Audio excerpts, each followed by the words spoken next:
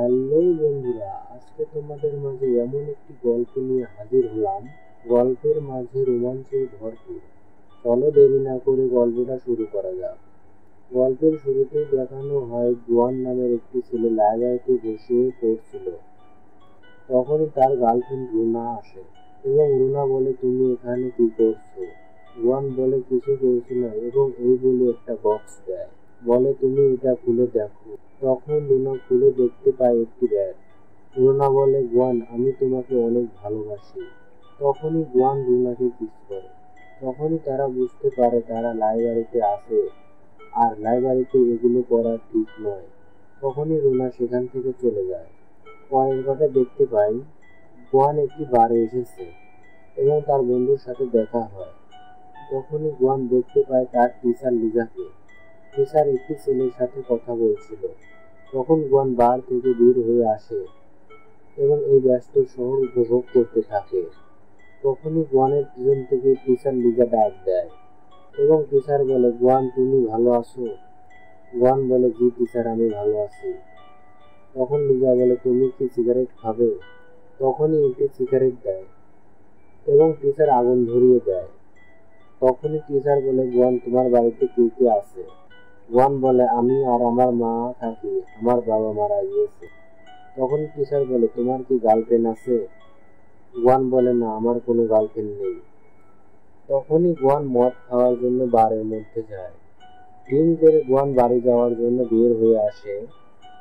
তখনই টিচার তার গাড়ি নিয়ে আসে এবং জোয়ানকে বলে, তোমাকে আমি তোমার বাড়িতে পৌঁছায় দিই। জোয়ান বলে, ওকে, ঠিক আছে, চলুন।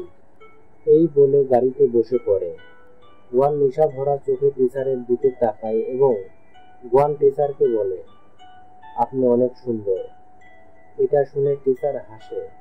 তখনই টিচার বলে, তুমি কি কারোর সাথে সেক্স করেছো? জোয়ান বলে, না। টিচার বলে, আমার সাথে করবে?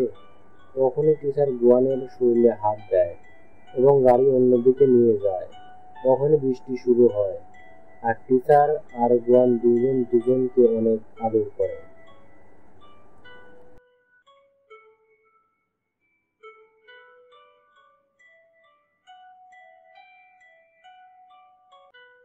পরের পাটে দেখতে পাই একটি ইউনিভার্সিটিতে। সেখানে জোয়ান হাত নিয়ে গবেষণা করছিল। তখনই তার কাছে তার টিচার আসে এবং বলে, কালকের রাতটা আমার জীবনের সেরা রাত ছিল। তখনই জোয়ান কিছু বলবে, সঙ্গে সঙ্গে টিচার তাকে থামিয়ে দেয় এবং বলে, তোমার কোনো সমস্যা থাকলে আমাকে অবশ্যই বলবে। এই বলে টিচার চলে যায়। পরের পাঠে দেখতে পাই জোয়ান একটা বিষয় নিয়ে কোনোভাবেই বুঝতে পারছে না। তখন তার টিচারের কথা মনে পড়ে এবং টিচারকে কল করে বলে, আমি একটা বিষয় কোনোভাবেই বুঝতে পারছি না। টিচার বলে, ওকে, আগামীকাল আমার বাড়িতে চলে আসো। জোয়ান শহরে তার গাড়ি নিয়ে টিচারের বাড়িতে চলে আসে এবং বই নিয়ে টিচারের বাড়িতে যায়।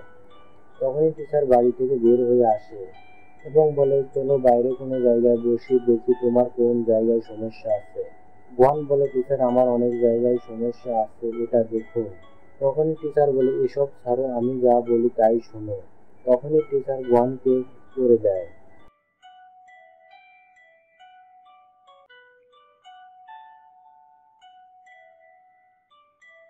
জোয়ান বাধা দেওয়ায় হাত বেঁধে নেয় এবং টিচার তার দেহের আগুন মিটিয়ে নেয়।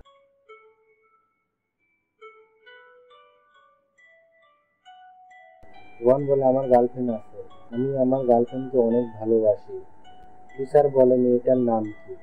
জোয়ান বলে, আমি ওর নাম বলবো না, ওর নাম বললে তুমি ওর ক্ষতি করে দেবে। জোয়ান পড়ছিল, তখনই তার টিচার কল করে। তখনই টিচার বলে, আমি তোমাকে অনেক ভালোবাসি। পরের পাঠে দেখতে পাই লাইব্রেরি।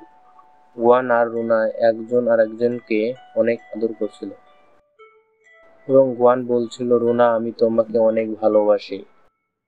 আর অপর দিক থেকে টিচার সবকিছু দেখে ফেলে এবং অনেক কষ্ট পায় এবং জোয়ান রুনাকে বলে, আমি তোমাকে বিয়ে করতে চাই। এই বলে আবার তার কাজ করতে থাকে। জোয়ান রুনাকে বলে, আমি তোমার দেহকে ভালোবাসি না, তাই আমি বলেছি যা কিছু হবে বিয়ের পর হবে। বন্ধুরা, গল্পটি ভালো লাগলে অবশ্যই সাবস্ক্রাইব করবে আর কমেন্টে বলবে গল্পটি কেমন হয়েছে। গল্পটি ভালো লাগলে অবশ্যই কমেন্টে বলবে পার্ট 2। আর অবশ্যই পার্ট 2 চলে আসবে।